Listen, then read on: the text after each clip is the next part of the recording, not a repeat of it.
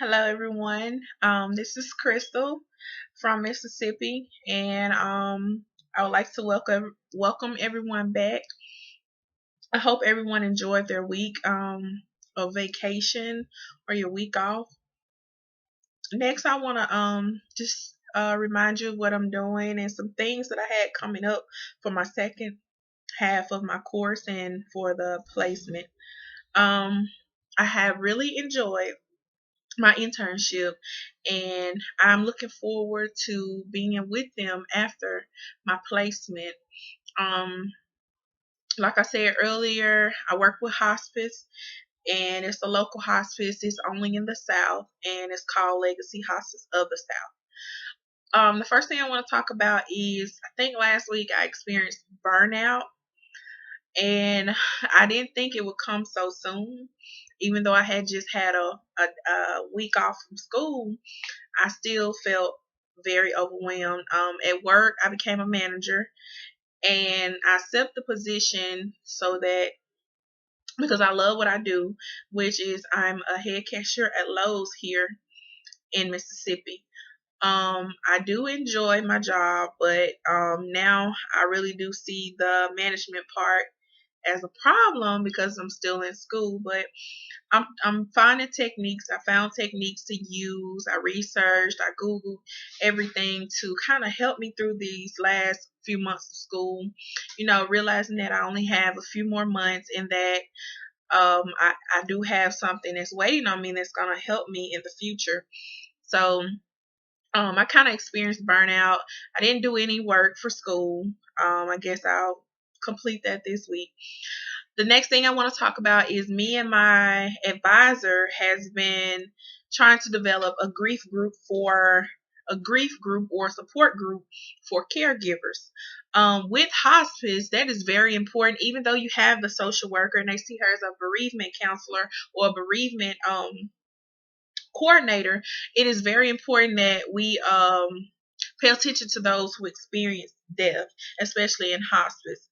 I found the purpose of my grief group or support group. I have been talking with caregivers, and even though they haven't experienced death, they're still looking forward to starting this group or getting in this group to gain all the knowledge and information to prepare them for death. So it's kind of a pre and post thing with me in this grief group, and I don't turn my clients down because I can find ways to interpret it in the grief group to prepare them for death. Um, during the grief group or support group meetings, I want them to be able to tell stories or share memories about their loved ones and to be able to talk to it and have a strong mind. The reason I want to do it as a group is because I want them to know that they're not alone. They're not the only ones who've experienced death. They're not the only ones who are going to experience death, but to just know that, you have Bob over here who's experienced the same thing. How can you and Bob get together and, live a happier life or accept the fact that death has become upon them? I know acceptance is a big thing with hospice and with death. So that's another thing I want to work with them about. And I also notice that sometimes staff such as social workers, nurses, CNAs, even the chapel coordinator will get so close to these clients that they realize that, you know what, I maybe need to be a part of this group. So I was thinking maybe not only just have a caregivers or family support group, grief support group, but also a support group for the staff to meet monthly, um, or if a particular patient passed away, to be able to, we're going to meet with this person and we're going to, experience it ourselves. Even if we can um, kind of get those who feel like death is coming upon this certain patient, and they feel like they won't be able to handle it. So I want to be there for them. I want to be able to show them, be able to help them in that way. I also want to have monthly meetings. I think it's important to have monthly meetings. Sometimes people are overwhelmed with things to do. Finding a good week in a month that's good for people who are willing to participate. And I also have talked with a lot of caregivers and families who are willing to participate, even though they haven't experienced it yet, but to prepare them for it. Um, Getting them to remember confidentiality. Even though we're meeting as a group, what goes on in here stays in here. And the things that we share with each other, we're sharing them for a purpose, and it's for your purpose.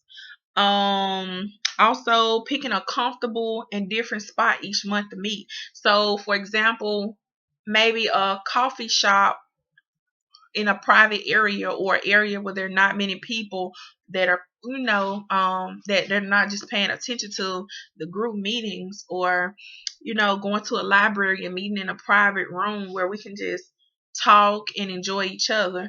And during these grief group meetings, I want them to be able to share. So my whole point with this is to share, to be able to share memories, to be able to speak out, to be able to talk, and also um having snacks or drinks, or not anything alcoholic, but drinks such as tea or coffee, to be able to feel comfortable. Sometimes things of that nature makes them comfortable. Having coffee, having tea, having some kind of punch, and maybe chips and juice each month. So I'm working on this, and also I have to look at the company's budget with this.